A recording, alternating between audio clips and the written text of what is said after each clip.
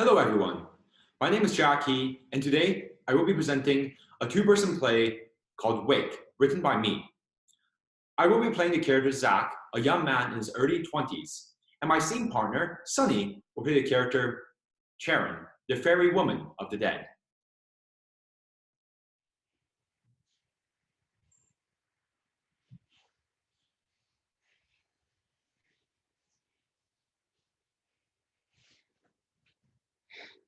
Good morning, sir.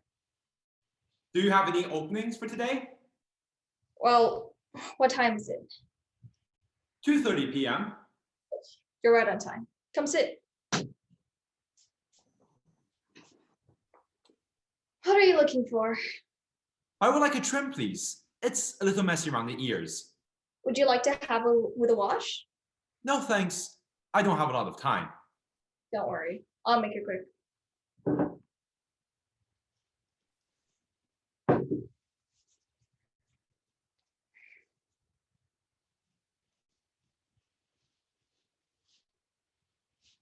Quite the gross day out. I saw the sun coming through the clouds on my way over here. Hopefully, spring comes sooner than last year. It's been a long winter. Do you mind turning your head to the right? Sure. You've only got one chair? Yes, only one soul at a time. How's business been lately? Busy. More young people these days. Why do you think that is? Young people are wanting change. Ah, yes.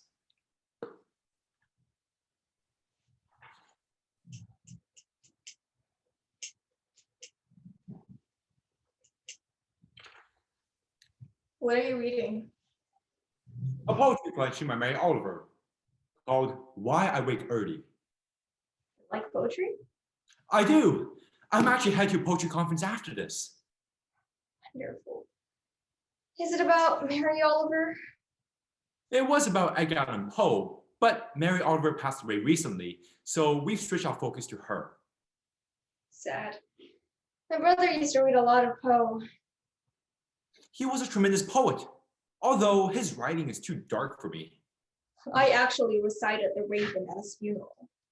Oh, I'm sorry to hear about your brother's passing. No worries. Death is a part of life.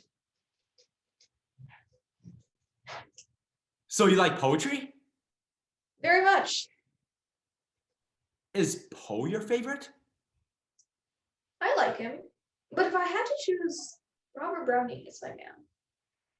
Was he the one who wrote the Pied Piper of Hamelin? Yes, he was. Anyway, what number clipper would you prefer? Number 6 typically.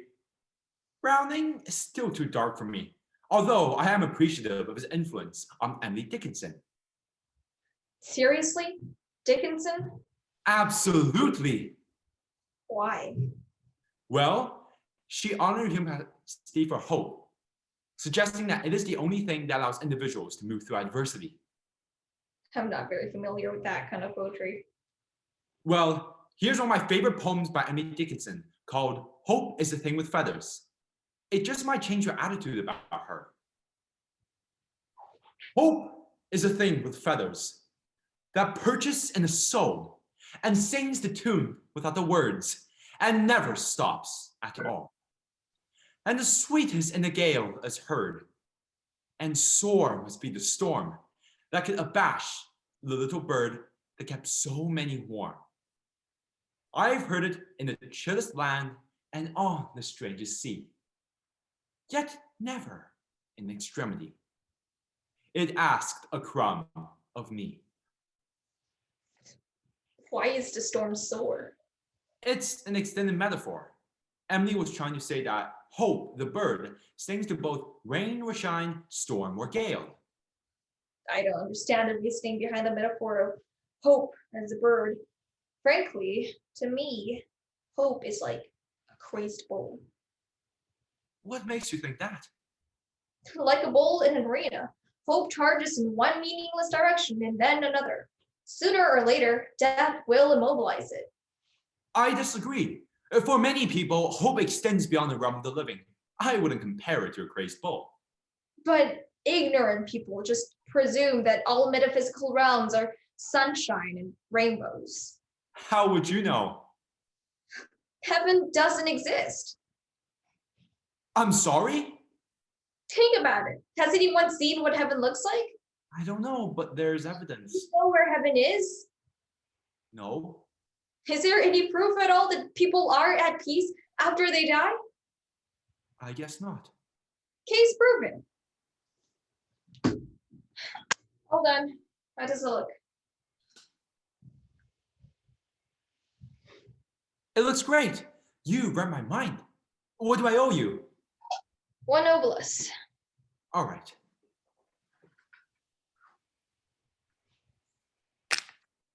Thank you.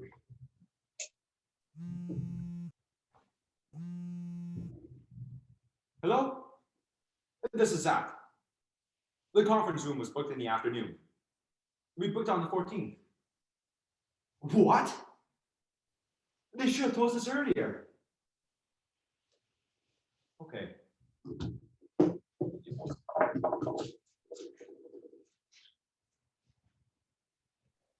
Is everything okay? Darn. What happened? The conference is canceled. That's a shame. The building was double booked. What a pity. Oh, well, speaking of poetry, I have this poetry collection that I always wanted to give to my brother. You mind if I take a look at it? Not at all.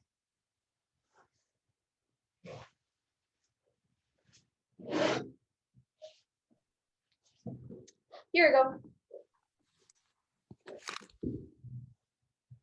The Devil's Dreamland. It's a poetry collection inspired by the serial killer H.H. Holmes. Go on, take a look. Sure. I'll grab you a drink.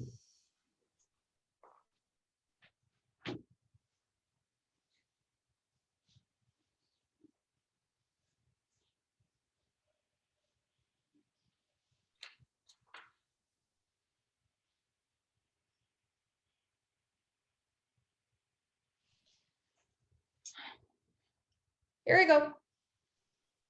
Oh, thanks. That's kind. I'll Sorry, not a fan of dark poetry. keep reading. It takes a little while to get used to. Thanks, but no. Just read a few more pages. I mean, the writing's incredible, but personally, I don't understand the attraction to misery. Just keep reading. It takes a little while to get used to. If you say so.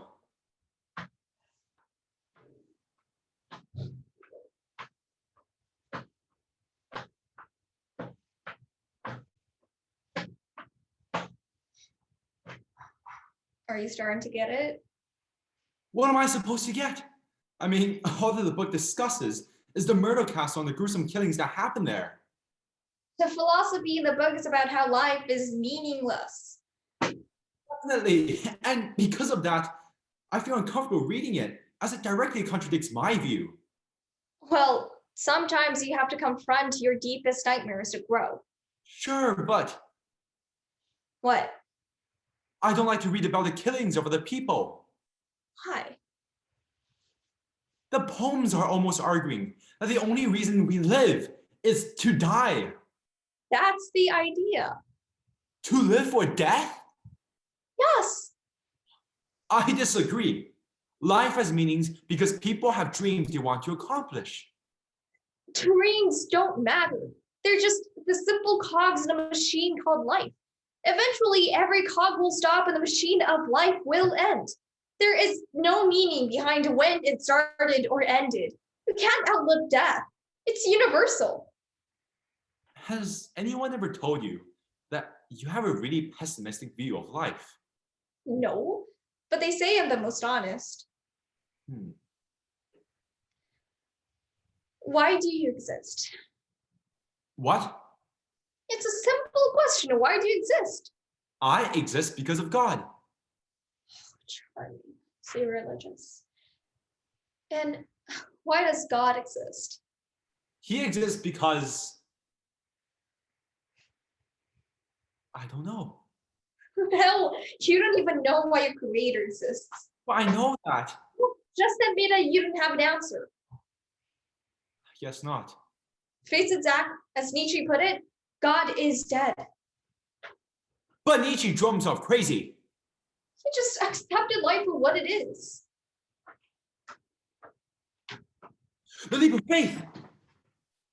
What? Kierkegaard's leap of faith. What are you talking about?